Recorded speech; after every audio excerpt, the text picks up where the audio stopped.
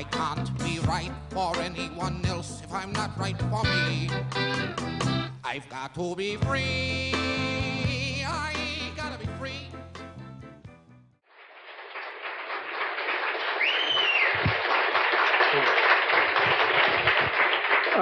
For those of you who didn't recognize the voice, that was Tony Clifton singing My Way.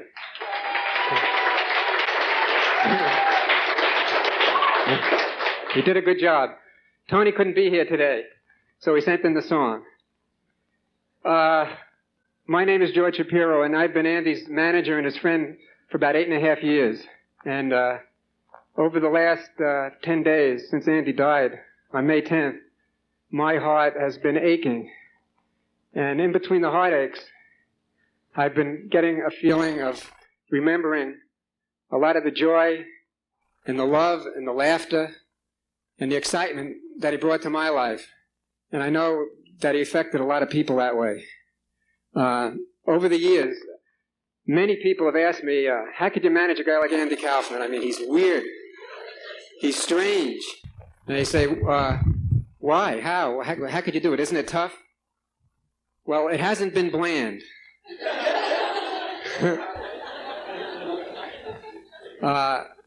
One day he came over to me and said, George, I'm going to read The Great Gatsby by F. Scott Fitzgerald on Saturday Night Live on my next appearance.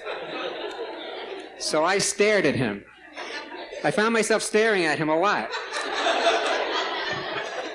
And a lot of the times when he had these ideas, they seemed so crazy, and they turned out so innovative and memorable. And then one day he came over to me and he said, Tony Clifton has to have his own career, its own separate career. Do you know a good manager? Do you know a good agent? Well, anyway, he had Jimmy the Sea look after him and Marty Klein, and he was very happy with those guys. He loved those guys. And then one day, on Fridays, without telling anybody, except maybe the producer, he spontaneously walked off a live telecast right in the middle of the sketch. And he made headlines across the country. And the call started coming in. Every time Andy was in the newspaper and there were headlines, everyone used to call me and say, is it a put-on or is it a reel? Well, this was a real put-on. And after that, if you remember, during the actors' strike a few years ago, Andy had a beard, about a 5-day growth, and he went on to the David Letterman show. Had a little bit of Vaseline over here. And he walked into the audience begging for change. He went in, you got a little change, you got a little change? He made $7. I waived commission.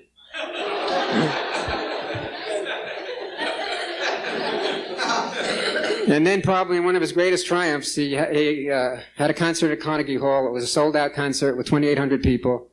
And after the concert, he bussed the entire audience for cookies and milk to the New York School of Printing. He continued the show there with rock acts and magicians and mimes and wrestling until 2:30 in the morning. And then he made the announcement that the show would continue at 1 p.m. the next day at the Staten Island Ferry. And 300 people showed up, and he continued the show. And then he bought everybody ice cream, and he called that 24-hour period a day, one concert. And then recently, he filmed a movie in 4 hours at Sambo's. And it's the truth. It took him 4 hours. They came on the budget. It was scheduled for 5 hours.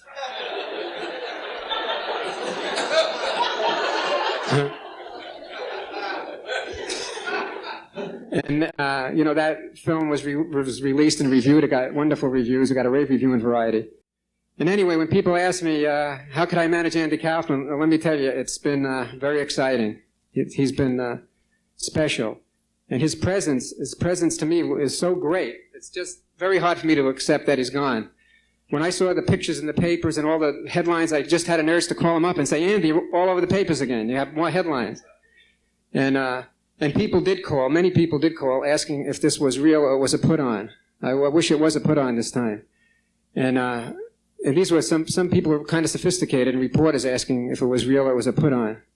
And it's just that he touched us so much, and he was so enthusiastic. He couldn't wait to tell me his new ideas. We used to meet at the Cheesecake Factory for breakfast at 3 p.m.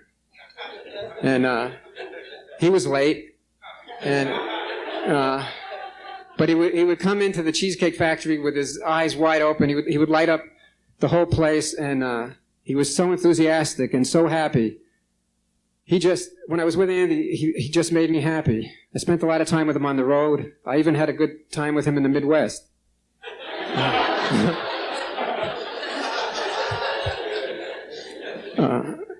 Anyway, he was a very sweet man and a very loving man, and I feel privileged that I was part of his life and he was part of my life. And his parents asked me to read a couple of letters that they received. This is from Judd Hirsch. Dear Stanley and Janice, nothing was more shocking to me than the sudden loss of Andy. He was my friend, and I am deeply hurt and angry. I truly appreciated your son. He was really good. I am glad I was there to meet and work with him. He was a definite and welcome part of my life. I am very sorry for your loss and for the world. With affection, Judd Hirsch. This is from Carol Kane. Dearest Stanley, Janice, Carol, and Michael, I wish you all such love and peace after so enormous a loss to your wonderful Andy. His spirit lives on in his formidable work. I will always be grateful to him for creating a land and people which gave me huge happiness in my life. My thoughts and sympathy are with you. Love, Carol Kane. Also, Andy's brother, Michael, asked me to deliver a message to the people that worked on Taxi. Michael spent considerable time down there when Andy was shooting the show. And he said he just wanted everyone to know how aware he was of the tremendous love and affection that was given to Andy by everyone that worked on Taxi. This is despite the fact that sometimes Andy pissed people off. I mean, let's be honest. I mean, he pissed me off plenty. I think almost everybody in his life that was close to him, I'm sure his girlfriend Lynn will go along with that. And Linda, everybody, he just pissed people off. But the wonderful thing is that despite this, the affection continued, the love continued. And that was really there in Taxi. And Michael just wanted everyone to know how aware he was of it, and he sends all of you his love and his appreciation. And I have one more message from Stanley Kaufman, Andy's father. He asked me to thank Bud Friedman for the tremendous contribution Bud had on his career and on his life. Bud flew Andy out here about 8.5 years ago to perform at the Improv, and that's when I first met him. And this was his room. Bud would allow Andy to do anything here. If Andy had a bit that took 2 hours, it was fine. He did it. And this was a place he could be creative and innovative. And it's real appropriate that we're giving him a tribute here. And one other thing, about 2 months ago, Andy's, we had a West Coast premiere of Breakfast with Blassie. And it was tremendous. The audience reaction was great. Andy was high. And Bud invited him back here with his friends to celebrate upstairs in the restaurant. And Andy was so happy and so enthusiastic. And he said it was one of the greatest nights of his life. Now, bear in mind, this was 3 months after Andy learned he had cancer. And genuinely, we saw him, and he was like a little kid. And when he said it was one of the greatest nights of his life, he meant it. And that's a lesson I think all of us could learn from, his love of life. And we should never let that slip away from us. I think he'd love us to remember him that way. And now I'd like to call Bud Friedman up here to say a few words. Bud.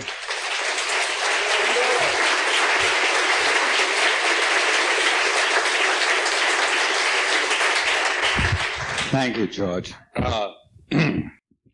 I probably knew Andy longer than just about anybody in the room, except for Uncle Sam, but I was certainly the first person to be put on by Andy. In New York, he came in. He was recommended by a nightclub owner in Great Neck who called me up and he said, I got this kid that's very good.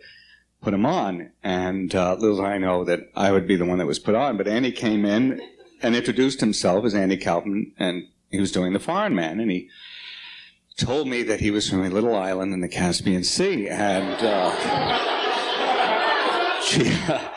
geography not being one of my strong points, okay, I'll have to look it up when I get home and find out exactly where it is and what they grow there. And he went on stage as the foreign man, and he probably did about 10 minutes of that, and it was cute and amusing, and I was laughing. And then he went to Elvis, and I said, boy, he really got that down good. And sings, it's easy to sing along. He's probably heard the records on his little island. Probably no electricity, but they cranked up the thing. And when he finished Elvis, he, of course, thank you very much. And at that point, I knew I had been had, and I just fell on the floor. It was wonderful. And still following him to this day, I'm sure. Andy didn't even want you to know that this is one of his better put-ons, so just believe that.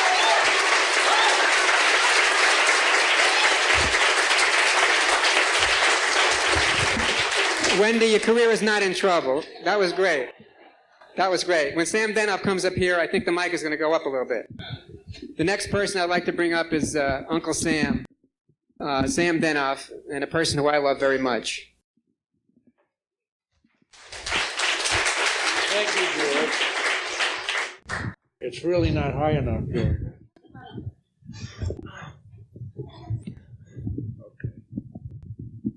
I am the infamous Uncle Sam.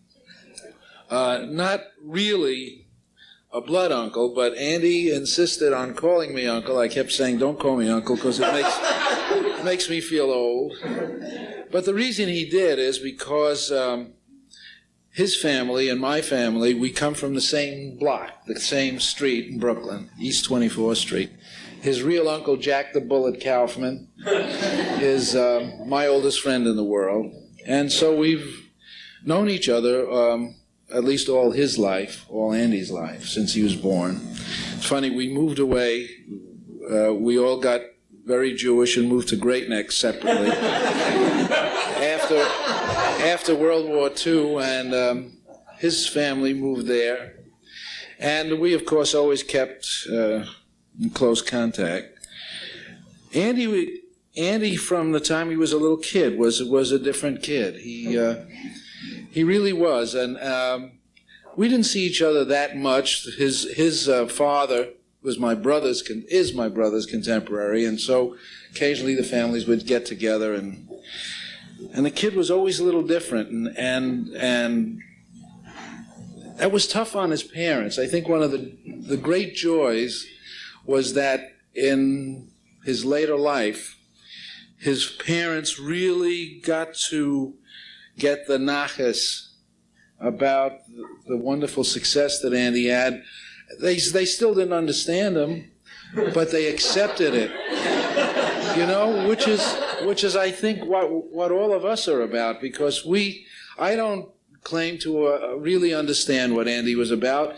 George talked about pissing you off. And one time, I guess it was 8 years ago, he did a concert in Town Hall. And that was when he was really working on Tony Clifton. And Tony, I remember Stanley and Janice and George and I and Jack the Bullet, we were all sitting there. And afterwards, instead of going out, we were going to have Chinese food on stage after the audience left. And he comes out, the first half of the show he did as Tony Clifton, and he got everybody pissed off. And he had a fight with a girl, and the girl came up and he slapped the girl, and the girl slapped him. And then, okay, now he finishes the concert.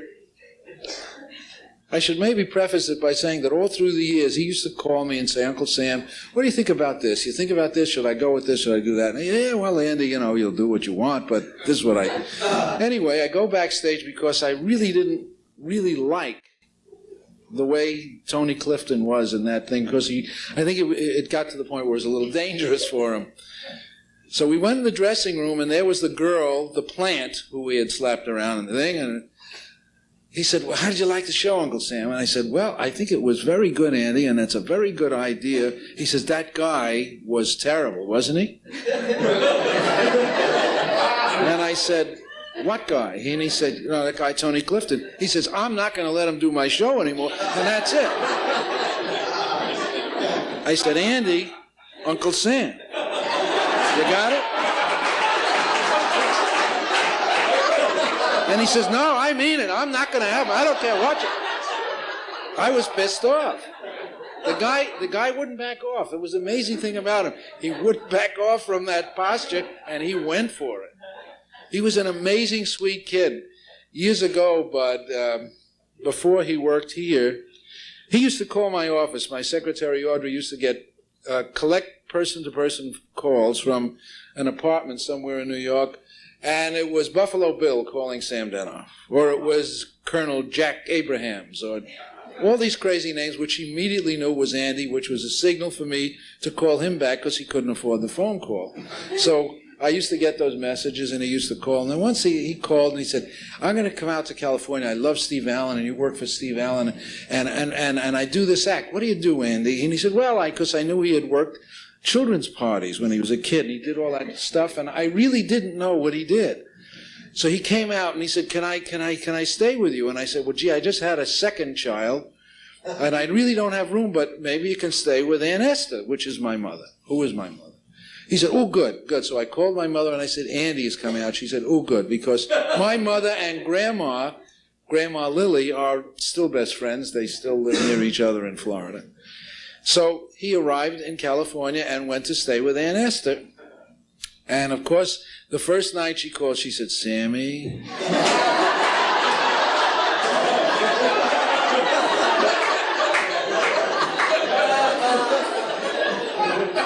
What, Ma? She said, he goes in the room and closes the door.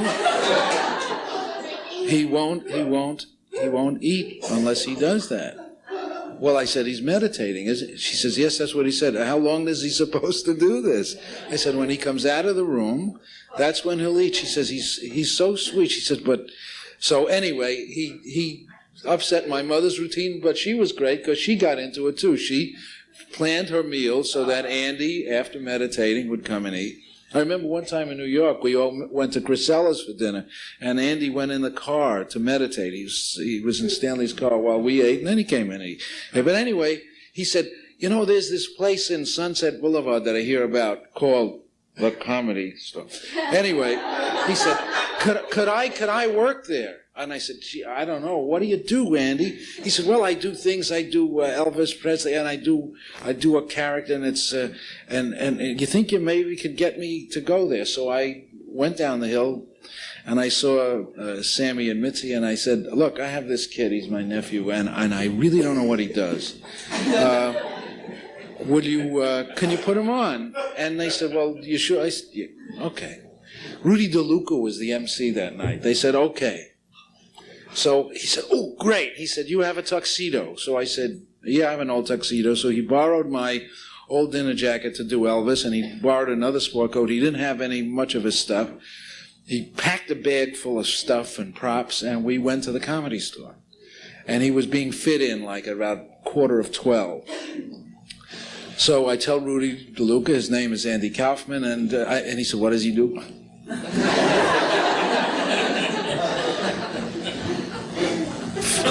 The kid who was on goes on, finishes, and Rudy DeLuca says, and now a new young kid just in from New York, give him a great big hand, Andy Kaufman. And now Andy was backstage getting ready for, the whole night, and he said, I'm not ready. What guts? I'm not ready. I mean, this was his first live appearance in this. I'm not ready. Finally, and I swear I did not know what he did. And he came out and he started with the Foreign Man. And I said, oh boy. And he did about 15 minutes, and I got great hatred and hostility from the Shores because they thought it was, I didn't understand what the kid was doing. I thought there was he started with the drumming and the whole business. He borrowed somebody's tom-tom. He went and he said, how did I do? Was it great? And I said, well, I don't know, kid. I don't know. I never did know. I only know that he was so bright. He was so smart. Because one it was a few years ago, George, he went down to my brother's house in Florida, and he took some videotape equipment with him, remember? And what he did, he produced and directed with such marvelous intelligence and wit a little cinema verite thing of my mother and my brother and sister-in-law and his grandma Lily seated around a bad dinner table in West Palm Beach, Florida. You know what that's like. As bad as the Midwest. And he directed them, and he produced a piece of real Americans talking and relating to each other. And he did it as a present for me. I think it was for one of my birthdays. And he had such incredible show business knowledge to be able to do that, totally out of the character that we knew was Andy Kaufman, that wide-eyed. Well, yeah, I remember one time he came to my daughter's birthday party and got into a fight with Pat McCormick on What's Funny, you know? Great joy is that he has all of you as friends. Has, not had, has. These last couple of months showed such incredible love and affection for Andy, and it meant so much to him. Mary Lou?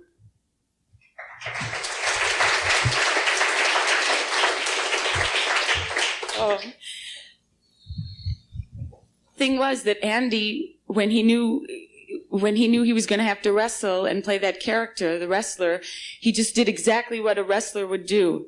And it had nothing to do with who Andy was. And people don't get mad at Robert De Niro for doing his job, you know. So anyway, the last time I saw Andy was at the Breakfast with Blassie thing. Deuce had the worst job in the world. She was Andy Kaufman's secretary for many years. I don't even want to hear the stories that she's going to come up with. Linda Mitchell. Would you come up, Linda?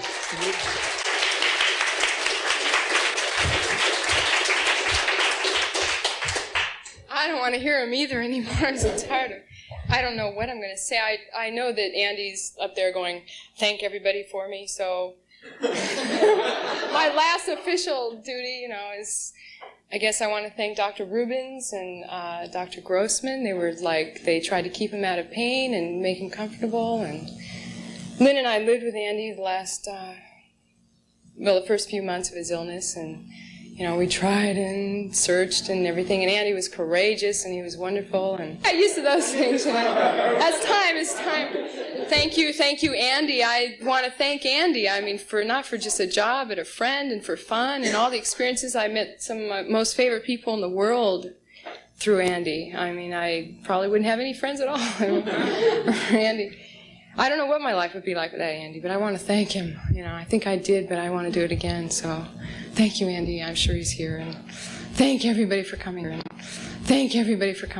I don't know what my life would be like without Andy, but I want to thank him. You know, I think I did, but I want to do it again. So thank you, Andy. I'm sure he's here. Andy just got here. Sorry I didn't hear all those beautiful things you said. I had to follow Andy a lot. It feels like there's now people going. I got to play Andy's grandmother once in Carnegie Hall. He didn't tell me he was going to give a woman a cardiac arrest and then bring her back to life, but little surprises he used to pull. I've seen him for years. I saw him at the end of the hospital. The most amazing thing you'd always remember is his eyes. His eyes are incredible. Even if he was in pain, his eyes are still going, he'll go away. And all of you, I know, think he's gone, and now I think he's back. In this friendly world, with each day so full of joy, why should any heart be lonely? In this friendly world, with each night so full of dreams,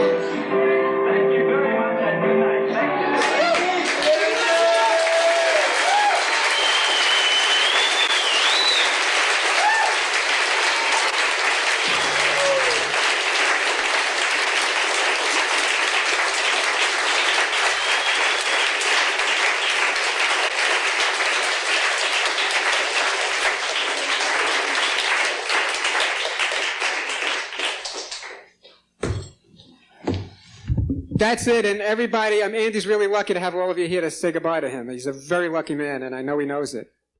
Please remember,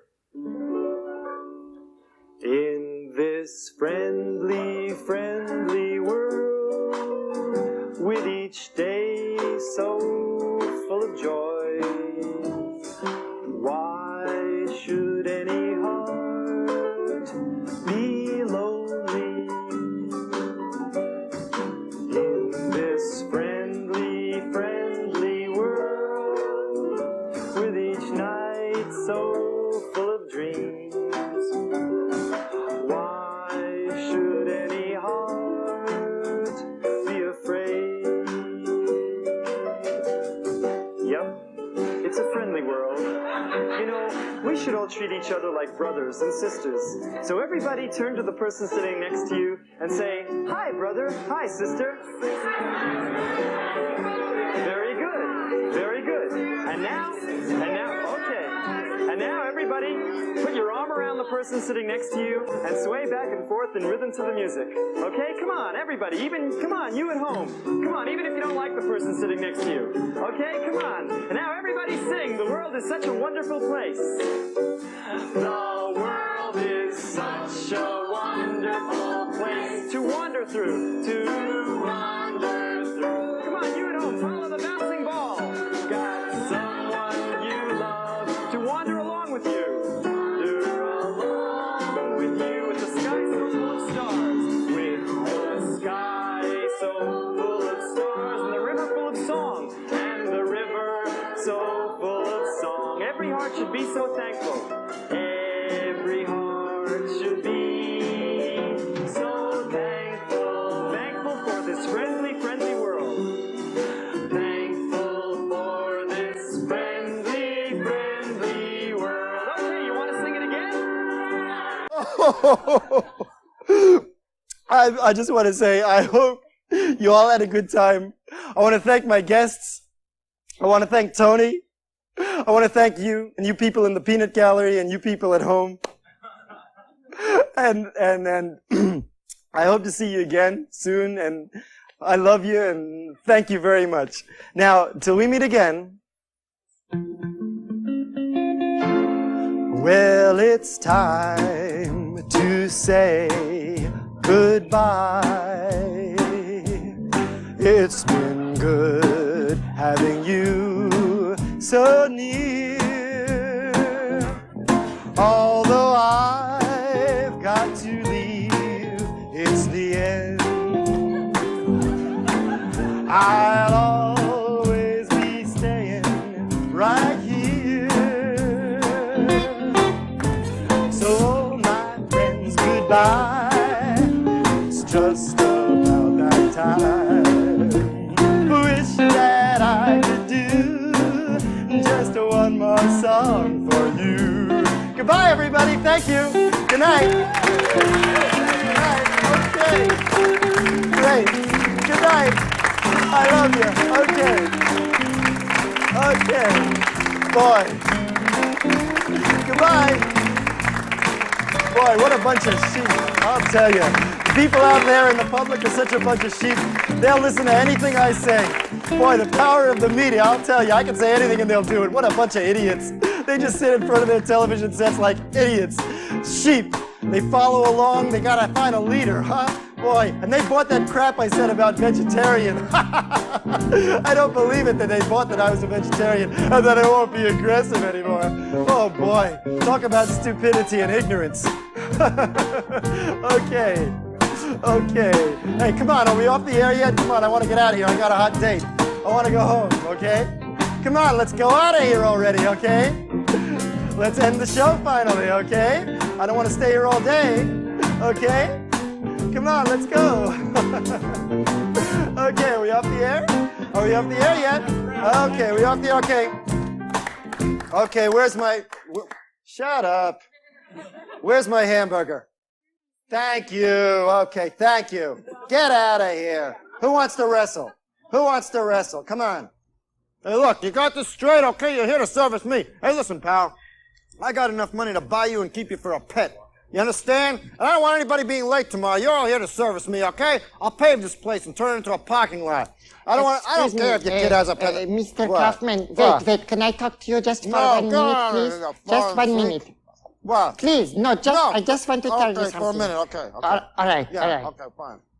What? Why do you have to say these kind of things? Oh, come You on, I have don't have to to say say such this to you. mean things about people, and you're so mean to people. So? You know, I don't care what you do for yourself, but you've not only ruined your career, but you ruined my career too. So what? Who cares? Because of you, everybody doesn't like me either. So why should anybody like you? The way you talk, the way you walk? I think I know why. I think it's because you are really underneath it all. I don't think you're such a bad man. Oh, thank you. I know. think you're a little shy. What? A shy little man. A little scared little man. Why? What do I have to You're be scared very of? shy and scared. What do I have to You're be scared afraid of? of being hurt. Get out Because of here. deep Go down away. inside, you have a gentle soul. Yeah. What? And that's why you have to, that's why you have to put on this tough guy facade. No, Because you have to hide your insecurity. Wait, but... That's right.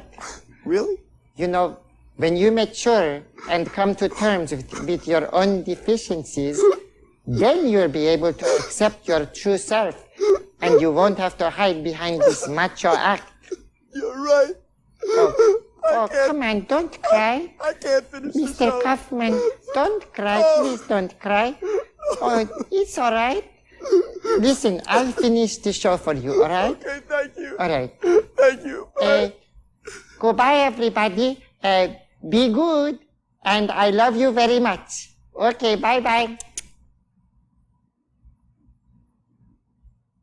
Okay, are we off the air? Where is my hamburger? Who wants to wrestle? Come on. Who wants to wrestle? Come on.